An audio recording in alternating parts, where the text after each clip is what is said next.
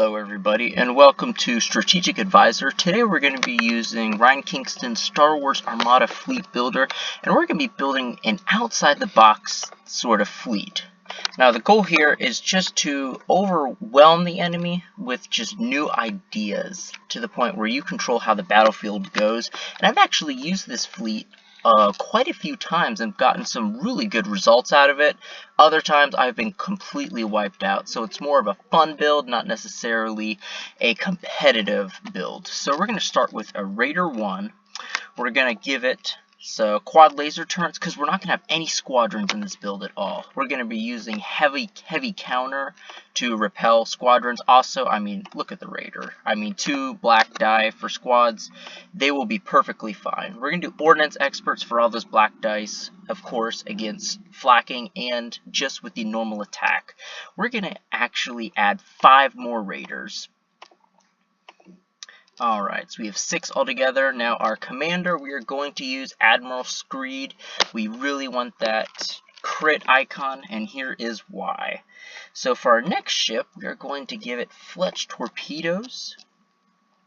And actually, we will give it the Impetuous title, and it's at the end of your attack step. Choose one of your hull zones. You may perform an attack against one enemy squadron from your hull zone, even if you have already attacked from that hull zone. This is really going to help shut down squadrons tremendously. So if you're going against a heavy squadron meld, this is really the type of build you want to bring in. Now, I don't want to put all of my anti-squadron on one guy because he's going to get shot down really quickly as they only have 4 health. So we're going to put Agent Callus on another Raider 1. But for him, we're just going to give it ACMs as well. Now, the rest 3 are just going to be our generics here. And we're going to give all 3 of these ACMs just to make it easy. Now, you could do ACMs, or if you really wanted, you could always add the assault proton torpedoes, but I really like ACMs. I think towards the end of the game, if you play it well, you can get more bang for your buck using the ACMs. Alright, so from here we have 3 identical Raider 1s.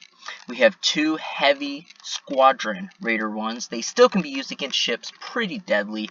And we have our commander. Notice I did not put any. You could put ACMs on him, but I'm not going to use him that way because I want him in the rear of my fleet. You could spread him up, theoretically, on the board. I would just keep him out of the play for the most part. He's just supporting all your other ships. So we're not going to have any squadrons. 382 is an amazing initiative bid. Most people you find around 385 is usually the lowest cutoff you'll find. So 382 almost guarantees you to go first or choose if you really wanted to go second. Plus with 6 ships, you are going to have more ships on the board than almost anybody else, almost guaranteed. Now for our assault card, we're going to probably want to do something along the lines of Most Wanted, or we could do Advanced Gun Array. We'll just go with Most Wanted because our most expensive ship here, if you look, is only 79 points, which is amazing, especially for an Imperial. Usually Imperial, you're looking at least 100, so even if they target Screed, who's going to be in the back of your fleet, I wouldn't worry too much. Plus, usually they're going to have the more expensive ship on their end, especially if you're playing against Empire. Now, for defense, I was thinking more along the lines of fire lanes. Now, the reason why I picked fire lanes is not because the Raiders are good at it. They do not. You have 4 dice in the front.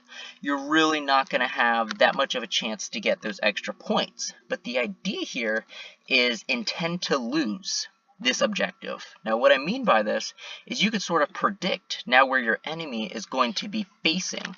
And depending if it's a rebel player with a huge front of an ISD, or in the future the SSD, or we're going to doing a rebel player, you know, with some M75 or M80, something like that, you're going to be able to predict how to fly your Raiders and what's the best angle to come at them. This is really going to help you just sort of set up your line of sight a lot easier for your raiders to hit your opponent, and it just gives it a little bit more predictability on your end. Plus, it throws them off if you're not even going for the objective anyway.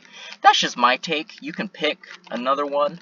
The other one that I think is an absolute for navigation is minefields. Minefields are going to be amazing. This is one of the most flexible, maneuverable ships in the game. Speed 4, beautiful yaw and clicks. It will be perfect for maneuvering around these obstacles. You do not have to worry about them.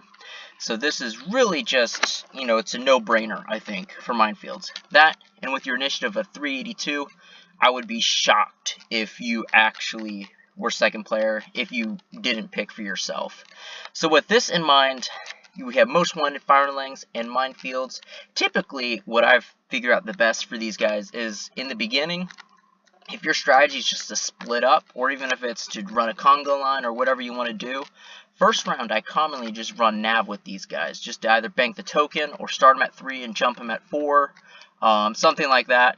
After that, usually I just run concentrate fire, because you're always coming up against a squadron, or you're coming up really fast on ships at a speed 4, and these guys, let's face it, they're weak.